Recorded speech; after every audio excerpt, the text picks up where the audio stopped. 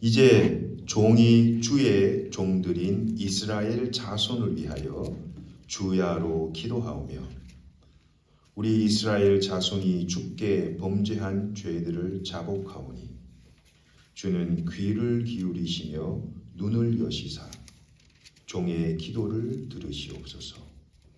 나와 내 아버지의 집이 범죄하여 주를 향하여 크게 악을 행하여 주께서 주의 종 모세에게 명령하신 계명과 율례와 규례를 지키지 아니하였나이다.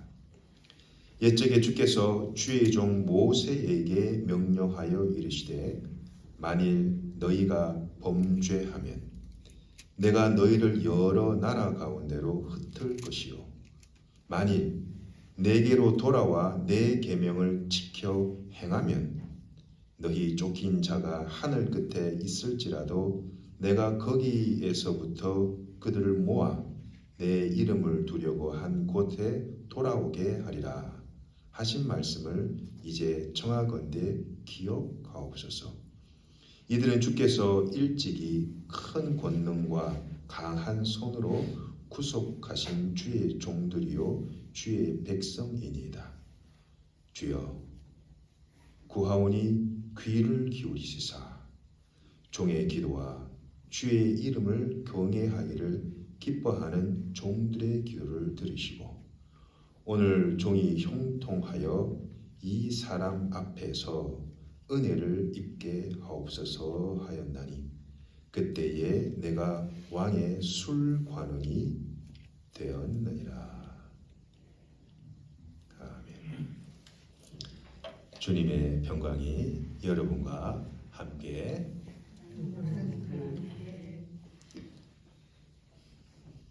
벚꽃이 만개했습니다. 저번 주만 하더라도 터질 듯 말 듯 통통하게 봉우리가 꽉 차여 있다가 저번 주부터 시작해서 아마 이번 주가 아마 벚꽃의 최절정이지 않을까 이렇게 생각합니다. 시간 되시면 온 우주 만물을 창조하시고 벚꽃의 그 꽃잎 한 개도 우리 인간은 만들 수 없지만은 하나님께서 만드신 이 자연의 아름다움을 만끽할 수 있기를 바랍니다. 오늘 우리 주신 하나님 말씀은 오늘 느헤미야입니다. 제가 창세기부터 그래도 성경의 가장 중요한 또 말씀이 뭘까 고민하면서 창세기부터 지금까지 느헤미야까지 왔습니다. 오늘 느헤미야는 아마 여러분 성경을 그래도 좀 많이 좀 읽어보시고 성경을 좀 아시는 분들은 아마 이 느헤미야 속에 나타난 이 느헤미야의 리더십, 지도력, 이 지도자의 그런 자질과 성품을 그대로 우리가 배울 수 있는 것이 이 느헤미야서입니다. 그래서 많은 이 학자들이나 많은 이런 목사님들께서 이 느헤미야서를 연구를 많이 해요. 왜요? 리더십과 관련된 거거든요. 그 느헤미야의 리더십이 어떤 것인가? 그 저도 책을 여러 권 보면서 느헤미야의 리더십이 어떤 것인가? 저도 공부를 하게 되고 저도 모르는 것을 깨달을 수 있는 귀한 시간이었습니다. 여러분 원래 이 에스라서와 느헤미야서는 한 권이었습니다. 한 권. 아마 이 얘기를 하면 목사님 처음 듣는 얘기인데요 라고 생각할 수 있을 거예요. 느헤미야서와 에스라서는 원래 한 권이었어요. 그런데 수백 년 전에 이것을 이렇게 나누었는데 원래 에스라서 1장 1절과 느헤미야 7장 3절까지를 연속해서 이렇게 보시면은 이 역사적인 정황이 어떤 것인가 그리고 이 역사적인 정황 가운데 일어나는 모든 사건을 통해서 하나님께서 현재 내 삶의 자리에 뭘 말씀하고 계시는가 성령님께서 뭘 우리에게 원하시는가를 우리가 듣고 그것을 지켜 행할 수 있으면은 이 큰 복이다라는 겁니다.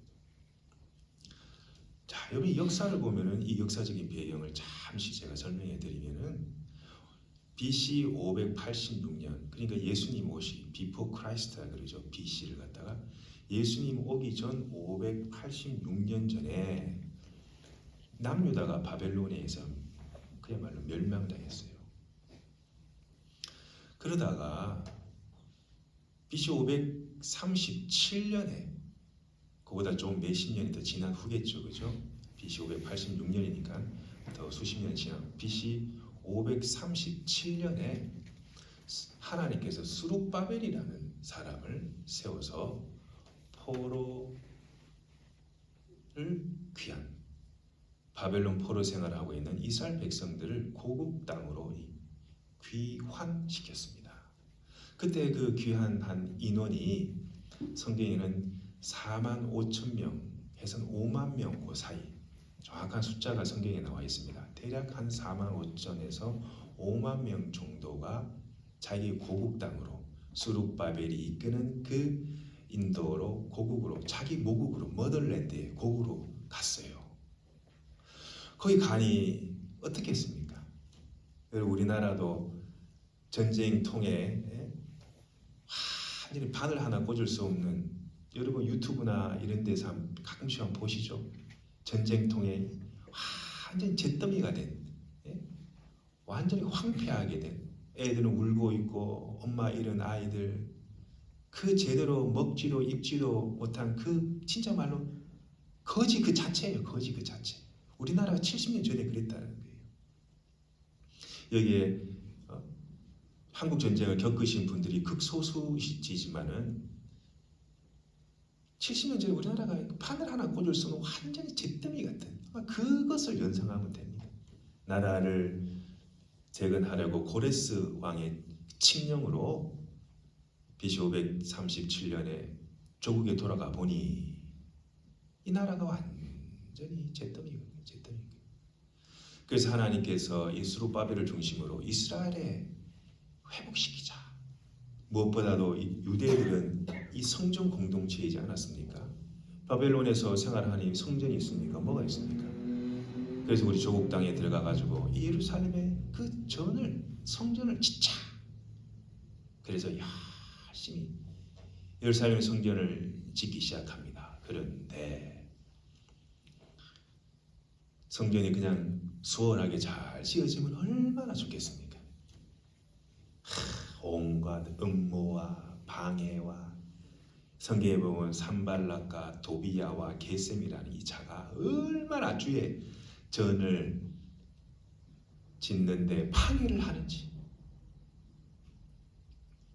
왕에게 상소를 올리고 별의별 희한한 구실을 달아가지고 성전을 갖다가 중간에 짓는 것을 방해해버려가지고요, 주님의 전이 16년 동안 성전 공사 중단을 해버려요. 10년이면 강산이 변하는데 말이에요. 16년 동안 그냥 성전 터만, 성전 지대만 이렇게 놔두고 황량한 그 땅에 덩그러니, 여러분 짓다만 건물 보신 적 있죠? 어떻습니까? 보면 성전 터만 지대만 이렇게 지어놓고 16년 동안 산발락과 도비야와 게셈의 그 방해 공작으로 짓질 못했어요. 그러나 하나님께서 학개 선지자를 통하여서, 스가랴 선지자를 통하여서, 여러분 학개서 있죠? 학개서 다 그 당시 사람들이에요. 학개 선지자를 통하여서 어떻게 너는 그렇게 호화로운 집에 살면서, 너는 그렇게 번듯한 집에 살면서 하나님의 전은, 학개 선지자가 막 하나님의 전을 건축하자. 응? 하나님 학개 선지자를 보내셔가지고, 스가랴 선지자를 보내가지고요, 4년 만에 하나님의 전을 건축을 해요. 그게 516년, BC 516년입니다. 그리고 한 70년, 80년 가까이 지나고 난 다음에 하나님께서 이 에스라 선지자를 통하여서 또 2차, 저번에 우리가 배웠듯이 2차 바벨론 컴백을 합니다. 나라에. 그게 바로 BC 458년이었어요. 그때 하나님께서 에스라 선지자를 통하여서 신앙의 개혁과 회개와 공동체 회복 운동을 일으키는 거예요. 가보니 작폰을 해요. 믿지 않는 며느리, 믿지 않는 사위 데리고 와가지고 그걸 누가 더 앞서요? 그 나라의 지도자가 더 으뜸이었더라. 영적인 정체성이 완전히 다 상실돼 버린 거예요. 완전히 이거는 그 하나님께서 말입니다. 에스라 선지자를 보내서 그러한 이스라엘 공동체의 영적인 개혁과 갱신과 회복 운동을 일으키는 거였어요. 그때 같이 있었던 사람이 느헤미야예요. 느헤미야. 에스라는 학자요 선자였습니다. 느헤미야는 어떤 사람이었느냐? 그 당시 페르시아 왕 아닥사스다 왕이라는 이 페르시아 왕의 술 맞는 관원이었습니다. 여러분, 술 맞는 관원은 아무나 안 하죠. 자, 여러분 생각해 보세요. 이방 민족 중에 하나였던 느헤미야였습니다. 어떻게 보면 그죠? 느헤미야는 이방 사람이에요. 그런데 그 당시 이 바사, 퍼시아, 이 페르시아의 왕의 페르시아 제국이래. 페르시아 제국이죠, 그죠? 비록 200년밖에 지탱하지 못한 제국이었지만 페르시아 제국의 왕의 제국의 그 왕 아닥사스다 그 왕의 술 맞는 관원이었다 하면요, 그 당시 엄청난 부와 명예와 지위를 갖고 있는 사람이었습니다. 술 맞는 관원을 아무나 시킵니까? 그렇지 않죠. 왜냐? 독살 당할 수 있어요. 왕이 음식이나 술이나 침실이나 모든 경호를 맡은 사람이 바로 이 그 당시 술 맞는 관원 느헤미야였어요. 그러니 이 느헤미야가 이 왕의 신뢰를 엄청나게 받고 있었어요. 그러니 왕이 이 느헤미야를 놔줍니까? 여러분 직장에서도 일 잘하는 직원이 있으면은 놔줍니까? 어떻게든 잡죠. 왜? 우리 기업에 플러스를 해주는데. 그리고 이 왕이 말이죠, 느헤미야를 얼마나 신임을 하는지 고국에 가고 싶어도 갈 수가 없는 거예요. 내 어머니, 내 아버지, 그래도 내 조상들이 살았던 그 땅 얼마나 그립겠습니까? 밤마다 저 먼 하늘을 별들을 바라보며 우리 조국의 땅이 어떻게 되었을까라고 늘 아마 이 느헤미야는 밤마다 기도하며 조국의 회복과 귀환을 소망하고 살지 않았을까? 그때 자기 친형제 중 하나인 이 하난이라는 사람이 그 바벨론에서 예루살렘까지 무려 1400km, 1500km 되는 그 거리를,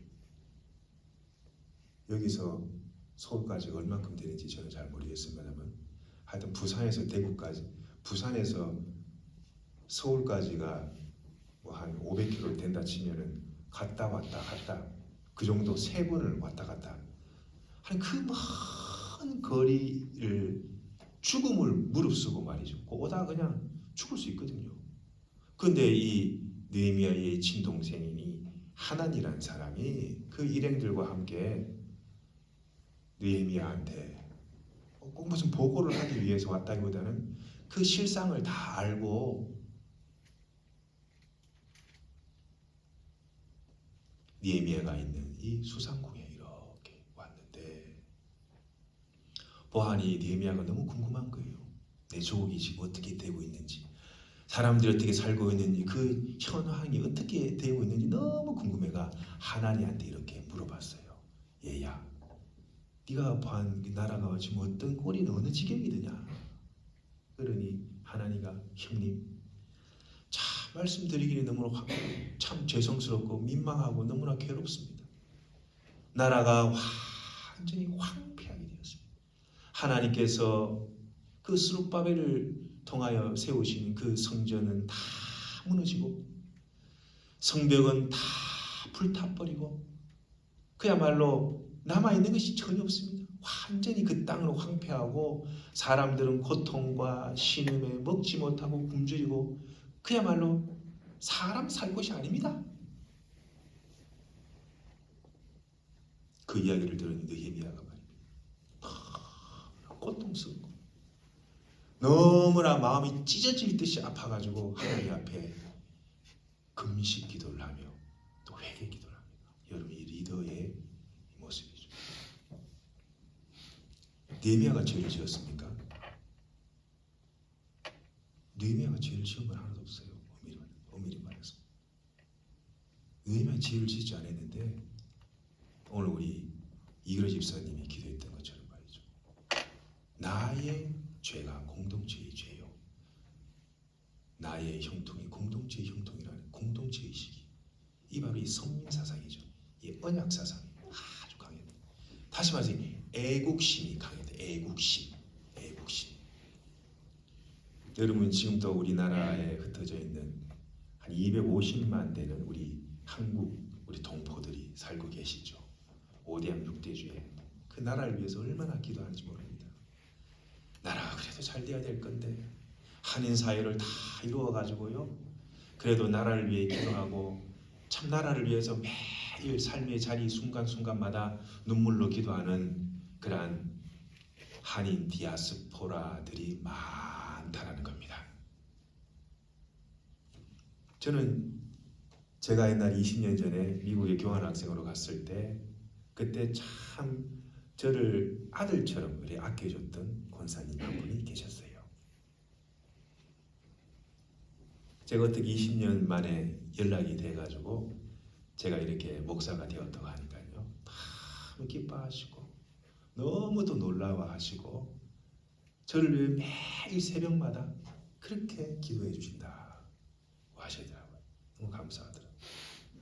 지도자를 위해서 기도하는. 여러분, 저를 위해서 얼마나 기도하십니까? 여러분, 저를 위해 얼마나 기도해 주십니까? 제가 여러분께 기도를 해달라고 구걸하는 건 아닙니다만 여러분, 지도자는요 자기 힘으로 절대 할 수 없습니다. 돕을 자격이 없어요. 성도들의 중보 기도가 멈춰버린 기도는 지도자가 아무리 애를 쓰고 용을 써도 안 됩니다. 이렇게 큰 교회들, 성장한 교회들이 하루아침이 되질 않아요. 목사님 혼자만 잘하면 되죠. No way. 절대 그렇지 않습니다. 전에 딱 들어오면 뭐부터 합니까? 주님 앞에 오면 뭐부터 합니까? 옆 사람과 막 얘기합니까? 뭐 어디 지냈나? 집에 오면, 교회에 오면은 다 앉아서 교회를 위해 기도하고 부족한 종을 위해 기도하고 이것이 우선이라는 거예요. 딱 전에 들어오면 뭘부터 해야 돼요? 기도부터 해야 돼요. 이 훈련이 훈련. 뭐든지 시작할 때 이 느헤미야는 뭐였냐? 하나님 앞에 금식하며 회개하여 기도로 시작했다. 회개 기도로 시작했다. 회개 기도. 하나님, 나와 아버지가 죄를 범했습니다.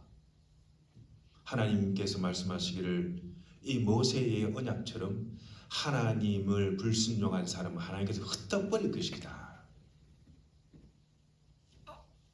8절에 하죠. 8절에. 죄를 범하는 흩을 것이요. 9절에 뭐랍니까? 지켜 행하면 돌아오게 하리라. 이 하나님의 말씀이에요. 죄를 범하면 하나님께서 흩어버린다는 거예요. 공동체가 죄를 범하면 하나님께서 흩어버린다는 거예요. 이 하나님의 말씀이에요. 그러나 하나님 앞에 회개하면 다시 슈브라 돌아오면 하나님께서 다시 모으신다. 이 성경 말씀입니다. 여러분, 회개, 입술로 하나님 잘못했습니다. 이것도 회개이지만 회개는 그런 1차원적인 회개가 아니에요. 예수님께서 말씀하신 회개는 회개에 합당한 뭘 맺으라 그래요? 열매를 맺어야 돼요. 입술로만 하나님 앞에 잘못했습니다. 용서해 주십시오 라는 것도 회개이지, 1차적인 회개이지만 회개를 한 사람은 생각이 변하고 삶이 변하면 뭐가 임하냐? 그래서 열매가 임해요. 열매가. 그 열매는 성령의 열매 중에 하나겠죠. 사랑과 희락과 기뻐하는 거예요. 서로 사랑하는 거예요. 오래 참는 거예요. 서로 기다려주고 오래 참는 거예요. 자비로 사람이 마음이 따뜻한 거예요. 그리고 그에 충성하는 거예요. 충성. 그 사람 마음이 온유한 거예요. 아주 가시 같은 사람이 있어요. 말을 해도 아주 가시 돋친 말을 하는 사람이 있어요. 글쎄요. 옆에 있는 사람에게 말을 한마디 해도 푸근하고 참 사랑스럽고 온유한 그런 말을 해야 되는데 말 한마디 할 때마다 아주 가시 돋친, 일부러 고의적으로인지 아니면 성품 자체가 그런 건지 아주 도의적으로 그렇게 하는 사람들이 있죠. 여러분 주변에 보면은 아마 그런 직장에서나 뭐 어디 공장 그런 사람들 보이잖아요. 그 다음에 절제라고 해요. 절제. 이렇게 하나님 앞에 회개한 사람은요, 이 9가지诫命을 다 의미 있겠습니까? 사람인데. 그러나 사람이 말이죠, 옛 성품이 자꾸 변한다는 거예요. 우린 지금 그 변화의 그 과정 가운데 있는 겁니다. 지금 우리는 그 껍질을 벗어서 나비가 되기 위해서, 날아가기 위해서 언젠가는 그 자기를 둘러싸고 있는 그 질긴 단단한 그 껍질을 벗기 위해서 지금 우리는 엄청 몸부림치고 있는 그 도상 가운데 있는 거예요. 그것이 바로 지금 우리 순례의 여정입니다. 신앙생활이 쉽습니까? 아침에 새벽 기도하기가 쉽습니까? 죽어도 싫죠. 죽고 싶죠. 막. 이거 나가야 되나 말아야 되나. 그건 하나님 앞에 우리가 자꾸 삶이 하나씩 변하면은 내 안속에 이 삶의 변화와 갱신과 개혁이 일어나는 거예요. 그래서 오늘 이 느헤미야서는 탁월한 행정가요, 조직가요, 겸손과 섬김의 사람이요, 기도의 사람이었던 느헤미야. 그리고 끝까지 하나님 앞에 함부로 말하지 않고 아다삭스다 왕이 그 얼굴에 수심이 가득 찬 그 모습을 보고 뭘 원하느냐 라고 얘기했을 때 느헤미야가 어떻게 했냐?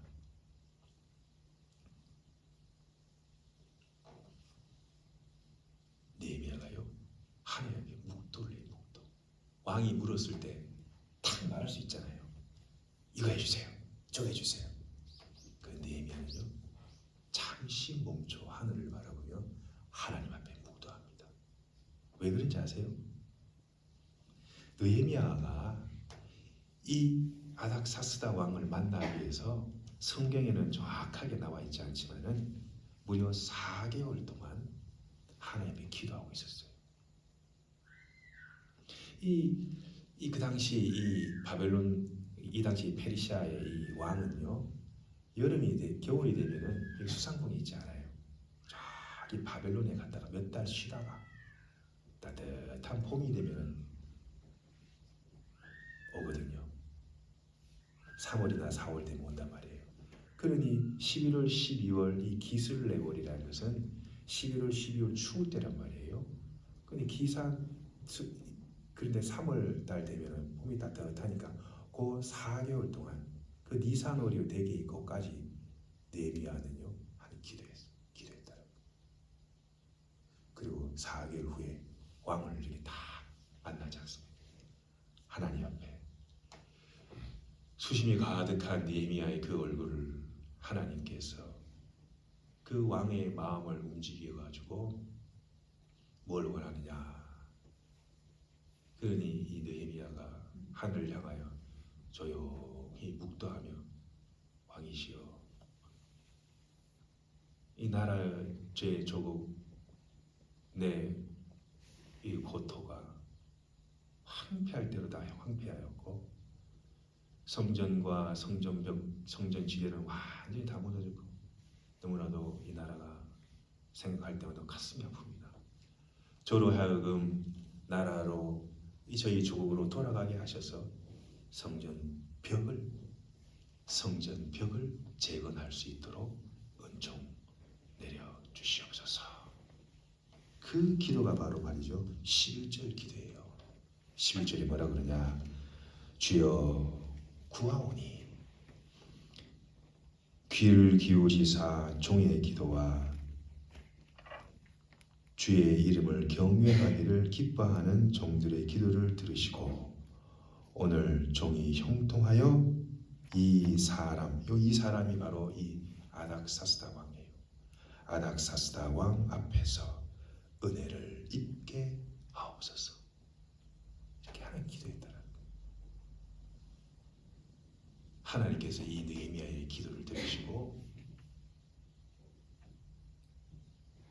성벽을 건축하게 하십니다. 성벽. 벽이라는 것은 보호주 그리고 하나의 통치 국가의 성립을 말해주는 것이 성벽입니다. 하나의 왕정 국가로서의 기반을 다지게 하는 중차리한 역할을 한 사람이 느헤미야입니다. 여러분 성벽이 나랑 무슨 상관이 있어? 맨날 그 고리타분하게 생긴 돌덩어리 올려놓은 그 성벽이 뭐냐? 여러분 우리가 올려야 될 성벽이 뭡니까? 여러분이 올려야 될 성벽이 뭐냐고요? 잘 생각해 보세요.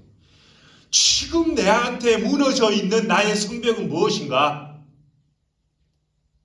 내가 지금 무너져 있는 게 뭐냐는 거예요. 지금 내가 지금 완전히 무너져 있는 게 뭐냐는 거예요. 예배가 무너졌습니까? 그냥 주일 한 번 오는 것도 감지덕지지. 주일 한 번 교회 오면 답니까? 하나님이 그걸 원하실까요? 코로나니까 목사님. 코로나 말입니다. 이래 될 것 같으면 2년 동안 왜 그야말로 그 고생을 했겠어요? 이렇게 될 것 같으면. 예? 이렇게 될 것 같으면 그 2년간 그 자영업자 소상공인 교회를 완전히 말려 죽이려고 여러분 우리가 다시 재건해야 될 성벽이 뭐냐는 거예요. 콩고이 우리가 한번 생각해 봅시다. 하나님께서는 느헤미야를 통하여서 사람들을 조직하고 사람들에게 동기부여를 일으키고 그리고 그 백성들은 느헤미야를 잘 따랐다라는 거예요. 그래서 성벽을 무려 52일 만에 52일이면 2달 됩니까? 2달도 안 되죠. 그 엄청난 성벽을 한 손에는 삽을 들고 곡괭이를 들고 한 손에는 창을 들고 여러분도 세상에 나와가지고 한 손에는 자기의 전문성을 가지고 열심히 일하고 한 손에는 하나님의 말씀의 검을 가지고 살아가는 사람 52일 만에 성벽을 지어진 기적입니다. 기적. 공사가 지연되고 안 되고 계속 하나님께서 느헤미야를 통하여서 성벽을 건축하게 하십니다. 성벽을 건축할 때도 이 사마리아의 방백인 르움과 심세라는 사람이 얼마나 방해를 하는지 그런 하나님께서 그 모든 자기의 어떠한 기득권을 넣지 못하는 자들 사마리아의 방백들 성벽이 건축되면 자기의 기득권이 다 상실되거든요. 어떻게든 막아야 되는 거예요. 어떻게든 막아야 되는 거예요. 성벽 건축을. 하나님께서는 그 하나님의 절대 주권과 섭리로 르움과 심세 이 사마리아 방백들 다 물리치고 또 느헤미야를 살인하려고 몇 번씩이나 교묘하게 그를 유인하여 죽이려고 했지만 하나님께서는 다 막으시고 단 52일 만에 예루살렘의 성벽을 중건하게 하셨습니다. 이 도구를 쓰임받은 사람이 바로 누구냐? 바로 느헤미야. 여러분 오늘 집에 가가지고 느헤미야서를 한번 쭉 읽어보세요. 이런 말씀이 없구나. 그의 섬김의 정신, 자기의 모든 명예 그 자리 가고 싶겠어요? 여러분 그때는 가고 싶겠어요? 페르시아의 그 술 맡은 관원장이 뭐가 부족해서, 뭐가 아쉬워서 그 자리를 박차고 그 수천 킬로 되는 그 거리에가 사람들을 독려하고 동기부여를 시키고 살해의 위협과 온갖 고통과 고난을 받으면서 그 위치에 있는 자가 자기 쪽으로 갔을까? 자기 걸 내려놓는 거죠. 자기 걸 내려놓는 거예요.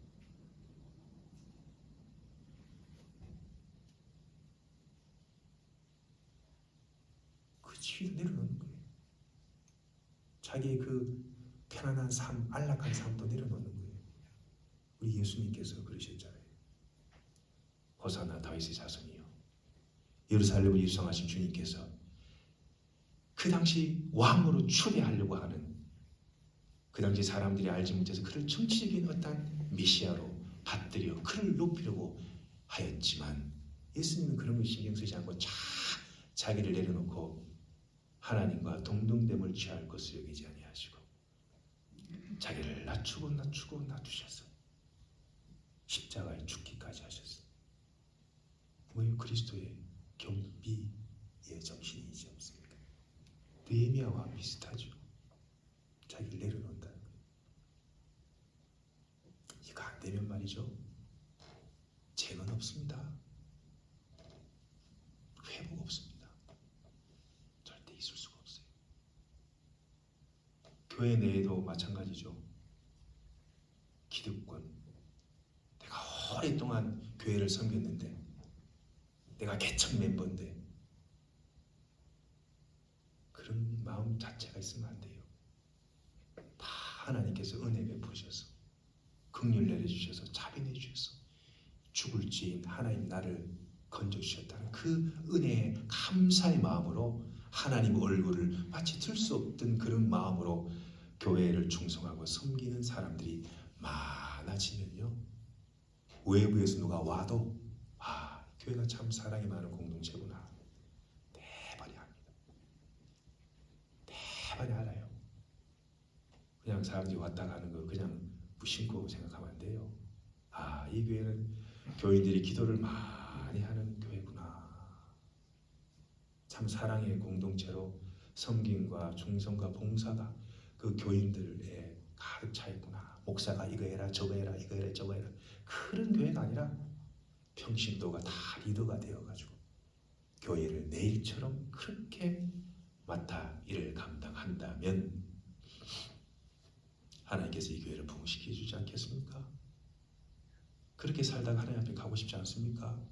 그냥 그래 살다가 하나님 앞에 가겠습니까? 여러분 생각을 잘 해보세요. 내가 앞으로 어떻게 교회를 섬기고 살아야 될 것인가? 나중에 주님 만날 그 시점에 가서야 주여 회개하고 죄를 뉘우치고 후회해 봐야 그때는 의미가 없습니다. 지금이 가장 빠른데요, 지금이 가장 하나님께서 원하시는 그 순간이라는 것. 나 하나쯤이야. 그런 마음으로는 절대 교회가 설 수가 없습니다. 이것이 바로 공동체 의식이에요. 공동체 의식. 하나님께서는 이 느헤미야를 통하여서 이스라엘 백성들의 마음을 하나로 다지게 하시고 서로가 얽히고 섞일 시줄과 날줄이 되어서 아름다운 하나의 옷을 만들어 가시는 그 아름다운 과정을 우리가 이 느헤미야를 통해서 배울 수가 있는 것입니다. 여러분, 오늘 이 느헤미야서 단순한 이 과거에 있었던 이야기가 아니라 이 말씀을 통하여서 교회를 개혁하고 성도들의 신앙을 회복시키시고 느헤미야, 여호와의 위로라는 뜻을 가진 이 느헤미야의 이 말씀을 통하여서 우리가 언젠가 하나님의 큰 위로가 있기를, 회복이 있기를, 개혁이 있기를, 변화가 있기를, 갱신이